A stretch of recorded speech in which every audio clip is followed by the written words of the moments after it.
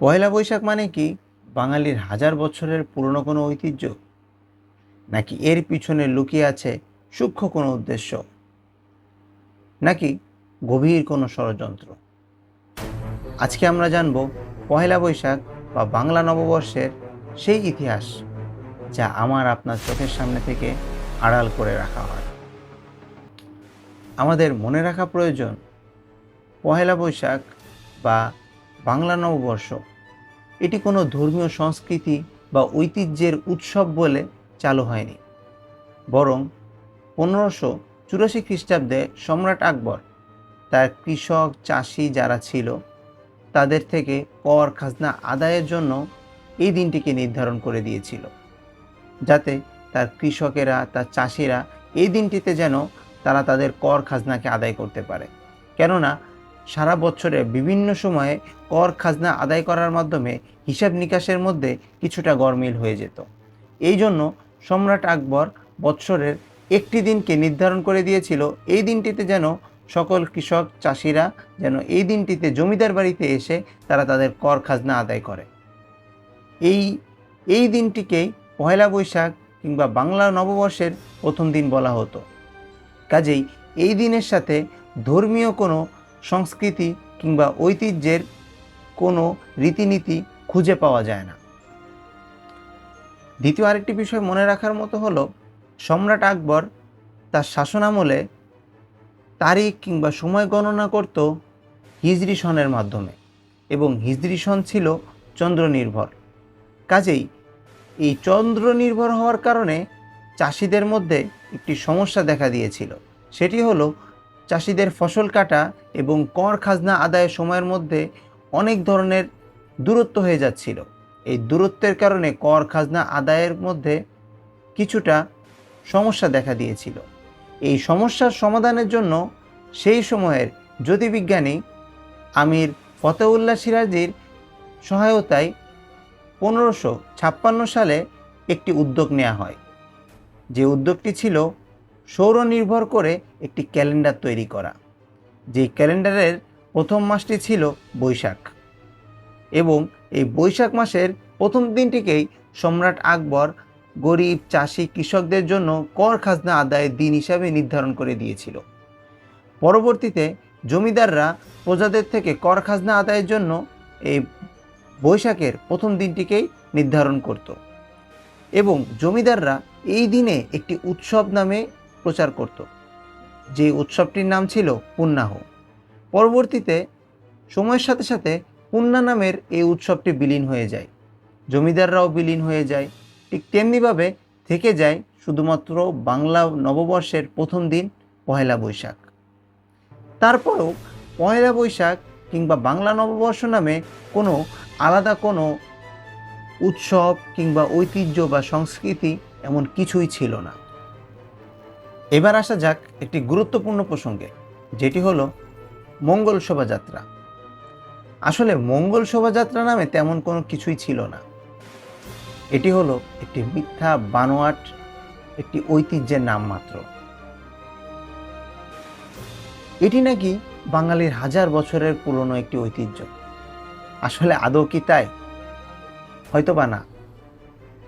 কারণ বেশি দিন আগের কথা নয়, 1989 সালে তৎকালীন প্রেসিডেন্ট এরশাদ যখন তার শাসনামলে ইসলামকে রাষ্ট্রভাষা হিসাবে ঘোষণা করল, তখন চালুকলার একদল শিক্ষার্থীরা একটি শোভাযাত্রা বা একটি র্যালির আয়োজন করল। পরবর্তীতে এই র্যালি বা শোভাযাত্রার নাম তারা দিয়েছিল আনন্দ শোভাযাত্রা। কালের বিবর্তনে সময়ের সাথে সাথে এই আনন্দ শোভাযাত্রার আনন্দ শব্দটি বাদ পড়ে গেল, হারিয়ে গেল কোনো এক জায়গায়। এই আনন্দর জায়গায় চলে আসলো মঙ্গল শব্দটি, হয়ে গেল মঙ্গল শোভাযাত্রা। কাজেই এই মঙ্গল শোভাযাত্রা এটাকে ধীরে ধীরে একটি ধর্মীয় ঐতিহ্য বা সংস্কৃতির সাথে অ্যাটাচড করার জন্য ধর্মনিরপেক্ষরা উঠে পড়ে লেগে গেল, এবং এই মঙ্গল শোভাযাত্রার সাথে একটি ধর্মীয় ঐতিহ্য এবং সংস্কৃতিকে অ্যাটাচড করে দেয়া হলো। এই মঙ্গল শোভাযাত্রাকে একটি ধর্মীয় উৎসব কিংবা একটি ধর্মীয় ঐতিহ্য বা সংস্কৃতি হিসাবে প্রচার করা হলো। কাজেই পূর্বের ইতিহাস বা এই শোভাযাত্রা বা র্যালির ইতিহাসকে যদি আমরা পিছন থেকে টেনে আনি, এটা কোনো কালেই বাঙালির হাজার বছরের পুরনো কোনো ঐতিহ্য, ইতিহাস কিংবা সংস্কৃতি ছিল না, ছিল না, ছিল না। এখানে একটি প্রশ্ন থেকে যায়, বিষয়টি হলো তাহলে কেনই বা বাংলা নববর্ষ কিংবা পহেলা বৈশাখ বা মঙ্গল শোভাযাত্রা এই বিষয়গুলোকে ধর্মীয় ঐতিহ্য বা সংস্কৃতি হিসাবে কেন আমাদের মধ্যে চালানো হচ্ছে? বিষয়টি খুব সিম্পল।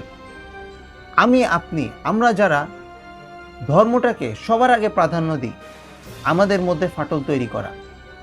তারা ধর্মনিরপেক্ষতার নাম করে আপনার মধ্যে এই বিজাতীয় সংস্কৃতি কিংবা হিন্দুত্ববাদের যে সংস্কৃতি আছে, ঐতিহ্য আছে, সেগুলোকে আপনার মধ্যে বিষের মতো বীজ আকারে বুনে দিচ্ছে, যাতে খুব সহজেই আপনি ইসলামের যেই একত্ববাদ আছে, ইসলামের যে আদর্শ আছে, ইসলামের যেই ঐতিহ্য সংস্কৃতি আছে, সেই ঐতিহ্য সংস্কৃতি থেকে যেন আমরা দূরে সরে যাই।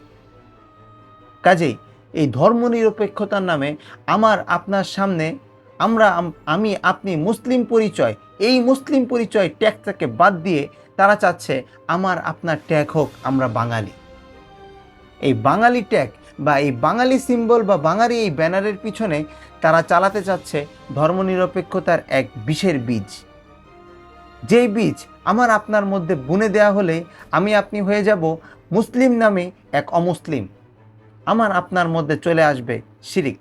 কাজেই এখানে একটি প্রশ্ন খুব সহজে আমাদের সামনে ওঠে, আদৌ কি এত কিছু আমাদের বাঙালিদের ঐতিহ্য সংস্কৃতি, নাকি এগুলো শুধুমাত্র একটি বানোয়াট, মিথ্যা অপপ্রচার? ইসলাম আমাদেরকে শিখিয়েছে উদার হতে, বড় মনের অধিকারী হতে। তার মানে এই না যে আমরা আমাদের নিজেদের স্বকীয়তা ভুলে গিয়ে একটি মিথ্যা বানোয়াট ঐতিহ্য বা সংস্কৃতিকে নিজেদের ইতিহাস, ঐতিহ্য বা সংস্কৃতি বলে চালিয়ে দিব। আমরা মুসলমানদের আমাদের একটি নিজস্ব ইতিহাস রয়েছে, নিজস্ব একটি ঐতিহ্য রয়েছে, নিজস্ব একটি সংস্কৃতি রয়েছে।